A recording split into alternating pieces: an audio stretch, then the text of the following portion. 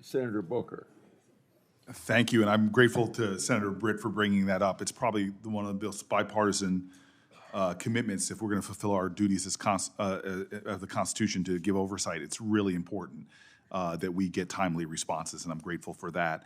I want to jump back right in where we were talking in last is just about the crack and powder cocaine disparities that we discussed in my office. It's something that this committee in a bipartisan way have done a lot on.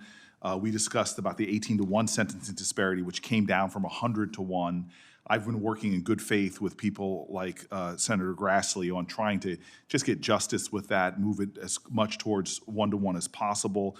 We know that actually in Florida, your home state, as well as 43 other states, it's 1-to-1. It's 1-to-1. Thank you for making my question quicker.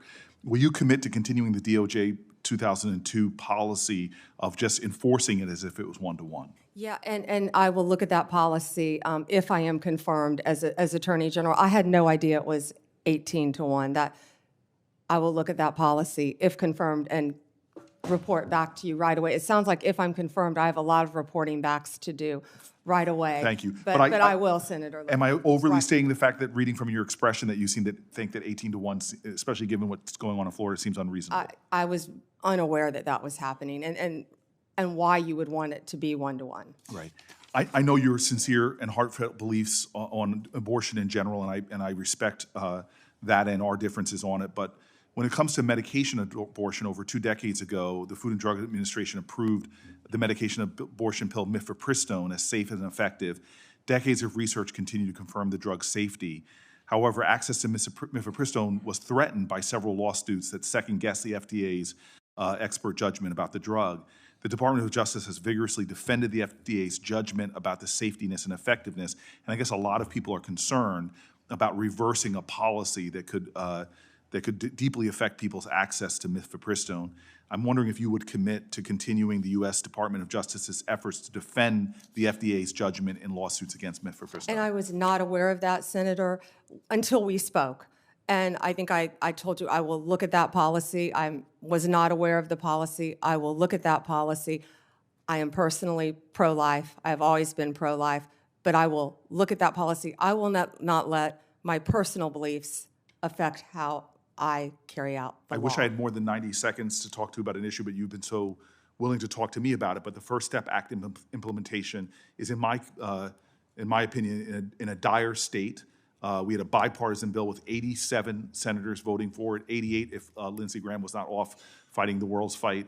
I would like to make sure that you work with us to have implementation done. One of the reasons why it's so poorly implemented is because of the disastrous realities in the Bureau of Prisons. We've had bipartisan hearings here about the egregious stuff. The hearing was so disturbing that one of my colleagues on the other side came over and said, whatever I can do, let's work together. It is understaffed, and therefore a lot of the people that are supposed to be implementing the programs that would help for people to earn time credit to get out, the education programs that are proven to reduce recidivism, can't be done because the Bureau of Prisons is a disaster in terms of staffing and funding. People leave their federal correctional officers' jobs to go to state because they can make significantly more money. Is this a cause? Morale is horrible. Yes, morale is horrible. Do you feel a sense of urgency like I do to focus on the Bureau of Prisons, to deal with the staffing issues and help for the full implementation of the First Step Act? Yes, Senator, and yes, and I spoke about that, I think, when you were in another committee hearing, but yes, I will, of course. Thank you for the latitude, Mr. Chairman.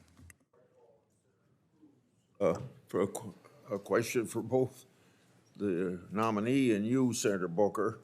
You were talking about this 1-to-1 equation.